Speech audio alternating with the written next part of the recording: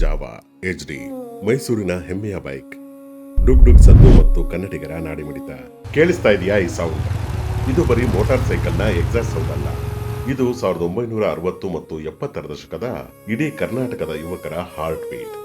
ವರನಟ doctor Rajkumar ಅವರಿಂದ ಹಿಡಿದು ಇಂದಿನ ಯುವಕರವರೆಗೂ, ಬಾಲಿವುಡ್ನಿಂದ ಹಿಡಿದು ನಮ್ಮ ಸ್ಯಾಂಡಲ್ವುಡ್ ವರೆಗೂ ಕಮಾಲ್ ಮಾಡಿದ ಈ ಬೈಕ್ನ ಹೆಸರು ಜಾವಾ ಮತ್ತು HD.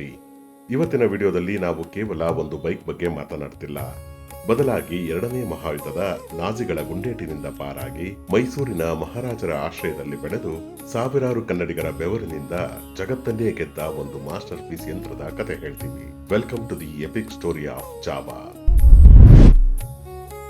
ಕತೆ ಶುರುವಾಗುವುದು ನಮ್ಮ ಮೈಸೂರಿನಿಂದ 7000 ಕಿಲೋಮೀಟರ್ ದೂರದಲ್ಲಿರುವ ಜೆಕೋಸ್ಲೋವಾಕಿಯಾದಲ್ಲಿ. ವರ್ಷ 1929. ಶಸ್ತ್ರಾಸ್ತ್ರ ತಯಾರಾಗುತ್ತಿದ್ದ ಫ್ರಾಂಟಿಸೆಕ್ ಜಾನೆಸೆಕ್ ಎಂಬ ಇಂಜಿನಿಯರ್ಗೆ ಯುದ್ಧದ ನಂತರ ಶಸ್ತ್ರಾಸ್ತ್ರಗಳ ಬೇಡಿಕೆ ಕಡಿಮೆಯಾದಾಗ ಮೋಟಾರ್ ಸೈಕಲ್ ತಯಾರಿಸುವ ಐಡಿಯಾ ಬಂತು. ಹೊಸ ಇಂಜಿನ್ ಮಾಡೋಕೆ ಟೈಮ್ ಇರಲಿಲ್ಲ. ಅದಕ್ಕೆ ಜರ್ಮನಿಯ BMW ಜೊತೆ ಪೈಪೋಟಿ ಮಾಡಲಾಗದೆ ನಷ್ಟದಲ್ಲಿದ್ದ ವಾಂಡರರ್ ಕಂಪನಿಯ 500cc ಎಂಜಿನ್ ಖರೀದಿಸಿದರು. ಜಾನೆಸೆಕ್ ಹೆಸರಿನ JA ಮತ್ತು ವಾಂಡರರ್ ಹೆಸರಿನ WA ಸೇರಿ 1921ರ ಅಕ್ಟೋಬರ್ 23ರಂದು ಜಾವಾ ಹುಟ್ಟಿಕೊಂಡಿತು. ಬ್ರಿಟಿಷ್ ಇಂಜಿನಿಯರ್ GW ಪ್ಯಾಚೆಟ್ ಜೊತೆ ಸೇರಿ 1932ರಲ್ಲಿ 175cc ಬೈಕ್ ಬಿಡುಗಡೆ ಮಾಡಿದರು. ಕೇವಲ 70 kg ತೂಕ, ಗಂಟೆಗೆ 80 ಕಿಲೋಮೀಟರ್ ವೇಗ. ಇದು ಯುರೋಪಿನ ರೇಸಿಂಗ್ ಜಗತ್ತಿನಲ್ಲಿ ಬಿರುಗಾಳಿಯನ್ನೇ ಎಬ್ಬಿಸಿತು. ಎರಡನೇ ಮಹಾಯುದ್ಧ, ಕತ್ತಲೆಯಲ್ಲಿ ಅರಳಿದ ಕ್ರಾಂತಿ. ಆದರೆ 1939ರಲ್ಲಿ ಎರಡನೇ ಮಹಾಯುದ್ಧ ಬಂತು.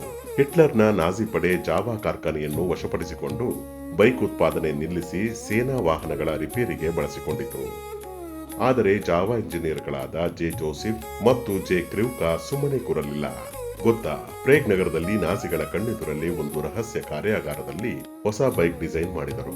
ಅದಕ್ಕೆ ನಾಜಿಗಳದೇ ಕಡು ಹಸಿರು ಬಣ್ಣ ಬಳಿದು SS ನಂಬರ್ ಪ್ಲೇಟ್ ಹಾಕಿ ಬರೋಬ್ಬರಿ 1,00,000 ಕಿಲೋಮೀಟರ್ ಟೆಸ್ಟ್ ಡ್ರೈವ್ ಮಾಡಿದರು. ಸಿಕ್ಕಿ ಬಿದ್ದಿದ್ದರೆ ಎಲ್ಲರಿಗೂ ಗಲ್ಲು ಶಿಕ್ಷೆ ಫಿಕ್ಸ್ ಇತ್ತು. ಈ ಬೈಕಿಗೆ ಅವರು ಇಟ್ಟ ಹೆಸರು ಪೆರಾಟ್, ಅಂದ್ರೆ ಕತ್ತಲಲ್ಲಿ ನಾಜಿಗಳ ಮೇಲೆ ಹಾರಿ ದಾಳಿ ಮಾಡುತ್ತಿದ್ದ ಝೆಕ್ ದೇಶದ ಕಾಲ್ಪನಿಕ ಸೂಪರ್ ಹೀರೋನ ಹೆಸರು. ಯುದ್ಧದ ನಂತರ 1946ರ ಪ್ಯಾರಿಸ್ ಮೋಟಾರ್ ಶೋನಲ್ಲಿ ಬಿಡುಗಡೆಯಾದ ಈ ಬೈಕ್ ಚಿನ್ನದ ಪದಕ ಗೆದ್ದುಕೊಂಡಿತು. ಇದೇ ಮಹಾಯುದ್ಧದಲ್ಲಿ ಕಂದಕಗಳ ನಡುವೆ ಸೇತುವೆಗಳು ಸ್ಫೋಟಗೊಂಡಾಗ ರಾತ್ರಿ ವೇಳೆ ಹೆಡ್ಲೈಟ್ ಇಲ್ಲದೆ ರಹಸ್ಯ ಸಂದೇಶ ಸಾಗಿಸಲು ಡಿಸ್ಪ್ಯಾಚ್ ರೈಡರ್ಸ್ ಜಾವಾ 250 ಮತ್ತು 350cc 2 ಸ್ಟ್ರೋಕ್ ಬೈಕ್ಗಳನ್ನು ಬಳಸುತ್ತಿದ್ದರು. ಗುಂಡೇಟು ತಿಂದರೂ ಸುಲಭವಾಗಿ ರಿಪೇರಿ ಮಾಡಬಹುದಾದ ಈ ಬೈಕ್ ಅಂದೇ ತನ್ನ ತಾಕತ್ತು ಪ್ರೂವ್ ಮಾಡಿತ್ತು. ಭಾರತಕ್ಕೆ ಪ್ರವೇಶ ಮತ್ತು ಮೈಸೂರು ಮಹಾರಾಜರ ದೂರದೃಷ್ಟಿ. ಯುದ್ಧ ಮುಗಿಯಿತು.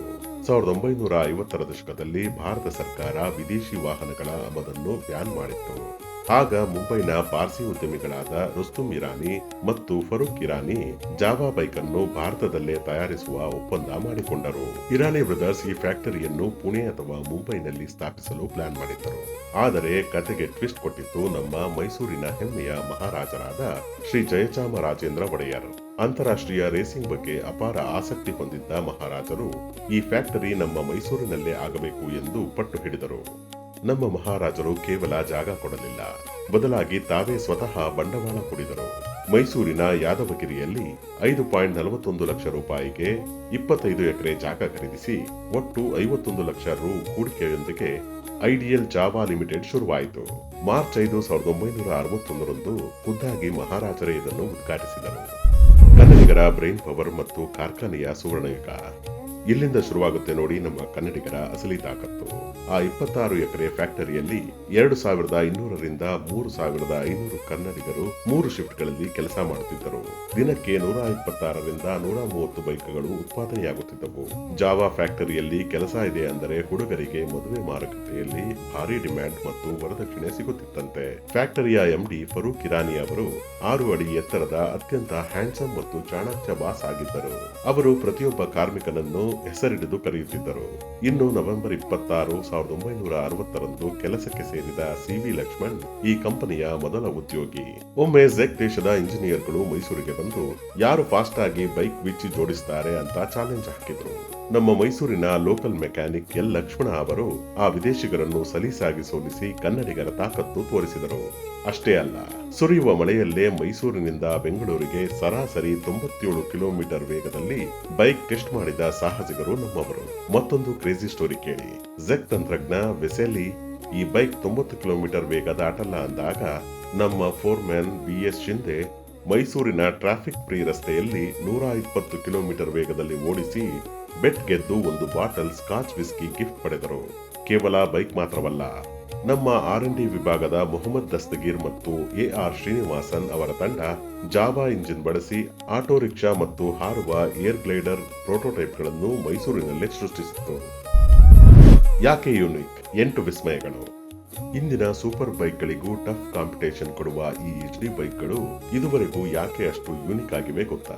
ಇದರಲ್ಲಿದ್ದ 7 ಇಂಜಿನಿಯರಿಂಗ್ ಮ್ಯಾಜಿಕ್ಗಳು ಇಲ್ಲಿವೆ ನೋಡಿ. ಅವಳಿ ಎಕ್ಸಾಸ್ಟ್, ಸಿಂಗಲ್ ಸಿಲಿಂಡರ್ ಇಂಜಿನ್ ಆದರೂ 2 ಸೈಲೆನ್ಸರ್ಗಳು, ಇದರಿಂದಲೇ ಆ ಐಕಾನಿಕ್ ಡುಗ್ ಡುಗ್ ಶಬ್ದ ಬರೋದು. ಕಿಕ್ ಸ್ಟಾರ್ಟರ್ ಮತ್ತು ಗೇರ್ ಕಾಂಬೋ ಜಗತ್ತಿನಲ್ಲೇ ಅಪರೂಪ. ಎಡಗಾಲಿನ ಗೇರ್ ಲಿವರ್ ಅನ್ನೇ ಹಿಂದಕ್ಕೆ ತಿರುಗಿಸಿದರೆ ಅದು ಕಿಕ್ ಸ್ಟಾರ್ಟರ್ ಆಗುತ್ತೆ. ಸ್ಟಾರ್ಟ್ ಆದ್ಮೇಲೆ ವಾಪಸ್ ಗೇರ್ ಲಿವರ್ ಆಗುತ್ತೆ. ಆಟೋ ಕ್ಲಚ್ ವೈರ್ ಕಟ್ ಆದ್ರೂ ಟೆನ್ಷನ್ ಇಲ್ಲ. ಗೇರ್ ಪೆಡಲ್ ಒತ್ತಿದಾಗಲೇ ಆಂತರಿಕವಾಗಿ ಕ್ಲಚ್ ಎಂಗೇಜ್ ಆಗುವ ಸೆಮಿ ಆಟೋಮ್ಯಾಟಿಕ್ ಟೆಕ್ನಾಲಜಿ 1960ರಲ್ಲೇ ಇತ್ತು. ಅದಲು ಬದಲು ಚಕ್ರಗಳು, ಮುಂಭಾಗ ಮತ್ತು ಹಿಂಭಾಗದ ಚಕ್ರಗಳು ಒಂದೇ ಅಳತೆಯವು. ಪಂಕ್ಚರ್ ಆದರೆ ಚೈನ್ ಬಿಚ್ಚುವ ಹಾಗಿಲ್ಲ. ಸುಲಭವಾಗಿ ಟೈರ್ ಬದಲಿಸಬಹುದು. ಎಂಜಿನ್ ಸಂಪರ್ಕಿತ ಸ್ಪೀಡೋಮೀಟರ್, ಕೇಬಲ್ ಅನ್ನು ಮುಂಭಾಗದ ಚಕ್ರಕ್ಕೆ ಹಾಕದೆ ನೇರವಾಗಿ ಗೇರ್ ಬಾರ್ಗೆ ಕೊಟ್ಟಿದ್ದರು. ಆಟೋ ಚೈನ್ ಲೂಬ್, ಓಡುತ್ತಿರುವಾಗಲೇ ಇಂಜಿನ್ ಆಯಿಲ್ ಚೈನ್ಗೆ ಜಿನುಗುವ ವ್ಯವಸ್ಥೆ. ಪ್ರತಿಯೊಂದು ಗೇರ್ ನಡುವೆ ನ್ಯೂಟ್ರಲ್ 1, 2, 2, 3 ಎಲ್ಲದರ ನಡುವೆಯೂ ನ್ಯೂಟ್ರಲ್ ಗೇರ್. ಲೈಟ್ ವೇಟ್, 90% ಲೋಹದಿಂದಲೇ ಮಾಡಿದ್ದರು ಇದರ ತೂಕ ಕೇವಲ 140 kg ಇತ್ತು. ಎಂತಹ ಅದ್ಭುತ ಅಲ್ವಾ?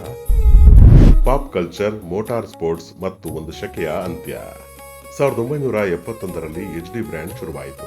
ರೇಸಿಂಗ್ ಟ್ರ್ಯಾಕ್ಗಳಲ್ಲಿ ಕನ್ನಡಿಗರಾದ CK ಚಿನ್ನಪ್ಪ, ತಿರುಮಲ್ ರಾಯ್ ಮತ್ತು ಸೋಮೇಂದರ್ ಸಿಂಗ್ ಅವರು HD ಹಿಡಿದು ಧೂಳೆಬ್ಬಿಸಿದರು.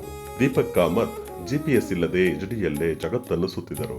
ಇನ್ನು 1976ರ ಬ್ಲಾಕ್ ಬಸ್ಟರ್ ನಾನಿನ್ನ ಮರೆಯಲಾರೆ ಚಿತ್ರದಲ್ಲಿ ಅಣ್ಣವರು ರೈಲನ್ನು ಬೆನ್ನಟ್ಟುವ ಕ್ಲೈಮ್ಯಾಕ್ಸ್ ಸೀನ್ ನೆನಪಿದೆಯಾ? ಆ ಎಲ್ಲಾ ಸಾಹಸ ದೃಶ್ಯಗಳನ್ನು ಡೂಪ್ ಆಗಿ ಮಾಡಿದ್ದು ನಮ್ಮ ಫ್ಯಾಕ್ಟರಿಯದೇ test rider L Lakshman Rao. ಆದರೆ ಕಾಲ ಬದಲಾಯಿತು. 1980ರ ದಶಕದಲ್ಲಿ ಹೆಚ್ಚು ಮೈಲೇಜ್ ಕೊಡುವ ಜಪಾನಿನ 4 ಸ್ಟ್ರೋಕ್ ಬೈಕ್ಗಳು ಭಾರತಕ್ಕೆ ಲಗ್ಗೆ ಇಟ್ಟವು. ಕಟ್ಟುನಿಟ್ಟಾದ ಮಾಲಿನ್ಯ ನಿಯಂತ್ರಣ ನಿಯಮಗಳು ಬಂದವು. ಪ್ರತಿ ಲೀಟರ್ಗೆ 15ರಿಂದ 20 ಕಿಲೋಮೀಟರ್ ಮೈಲೇಜ್ ಕೊಡುತ್ತಿದ್ದ ನಮ್ಮ 2 ಸ್ಟ್ರೋಕ್ HD ಬೈಕ್ಗಳು ಮಾರುಕಟ್ಟೆಯಲ್ಲಿ ಹಿನ್ನಡೆ ಅನುಭವಿಸಿದವು. ಆರ್ಥಿಕ ನಷ್ಟದಿಂದಾಗಿ 1996ರಲ್ಲಿ ಮೈಸೂರಿನ ಯಾದವಗಿರಿಯ ಆ 26 ಎಕರೆ ಫ್ಯಾಕ್ಟರಿ ಶಾಶ್ವತವಾಗಿ ಬಾಗಿಲು ಮುಚ್ಚಿತು. ಮರುಹುಟ್ಟು, ಲೆಜೆಂಡ್ಸ್ ನೆವರ್ ಡೈ. ಆದರೆ ಲೆಜೆಂಡ್ಗಳು ಯಾವತ್ತೂ ಸಾಯೋದಿಲ್ಲ. ಅಂದ್ರೆ ಲೆಜೆಂಡ್ಸ್ ನೆವರ್ ಡೈ ಅಂತಾರಲ್ಲ, ಅದು ಸುಳ್ಳಲ್ಲ. 2018ರಲ್ಲಿ ಆನಂದ್ ಮಹೀಂದ್ರ, ಅನುಪಮ್ ತರೇಜಾ ಮತ್ತು ಬೋಮನ್ ರುಸ್ತುಂ ಇರಾನಿ ಸೇರಿ ಕ್ಲಾಸಿಕ್ ಲೆಜೆಂಡ್ಸ್ ಮೂಲಕ ಜಾವಾ ಬ್ರ್ಯಾಂಡ್ ಅನ್ನು 4 ಸ್ಟ್ರೋಕ್ ಲಿಕ್ವಿಡ್ ಕೂಲ್ಡ್ ಎಂಜಿನ್ ನೊಂದಿಗೆ ಮತ್ತೆ ರಸ್ತೆಗಿಳಿಸಿದರು. ಈಗ ಮಧ್ಯಪ್ರದೇಶದ ಪಿಂತಾಪುರದಲ್ಲಿ ಉತ್ಪಾದನೆಯಾಗುತ್ತಿದ್ದರೂ ಫೈನಾನ್ಷಿಯಲ್ ಇಯರ್ 2023ರಲ್ಲಿ 35,000ಕ್ಕೂ ಹೆಚ್ಚು ಬೈಕ್ಗಳು ಸೇಲ್ ಆಗಿವೆ. ಇವತ್ತು ಮೈಸೂರಿನಲ್ಲಿ ಆ ಫ್ಯಾಕ್ಟರಿ ಇಲ್ಲದೆ ಇರಬಹುದು, ಅಲ್ಲಿ ಅಪಾರ್ಟ್ಮೆಂಟ್ಗಳು ಬಂದಿರಬಹುದು. ಆದರೆ ಜುಲೈ ತಿಂಗಳ 2ನೇ ಭಾನುವಾರ ಅಂತಾರಾಷ್ಟ್ರೀಯ ಜಾವಾ HD ದಿನ ಬಂದರೆ ಸಾಕು, ನಮ್ಮ ಬೆಂಗಳೂರು ಜಾವಾ HD ಕ್ಲಬ್ನ ಸಾವಿರಾರು ಯುವಕರು ಅದೇ ಹಳೆಯ ಟ್ವಿನ್ ಎಕ್ಸಾಸ್ಟ್ ಸೌಂಡ್ನೊಂದಿಗೆ ಕಬ್ಬನ್ ಪಾರ್ಕ್ನಲ್ಲಿ ಗರ್ಜಿಸುತ್ತಾರೆ. ಜಾವಾ HD ಅನ್ನೋದು ಕೇವಲ ಕಬ್ಬಿಣದ ಯಂತ್ರವಲ್ಲ, ಅದು ಕನ್ನಡಿಗರ ಕರಕುಶಲತೆಯ ಅಜರಾಮರ ಇತಿಹಾಸ. ಮುಂದಿನ ವಿಡಿಯೋದಲ್ಲಿ ಸಿಗೋಣ. ಜೈ ಕರ್ನಾಟಕ.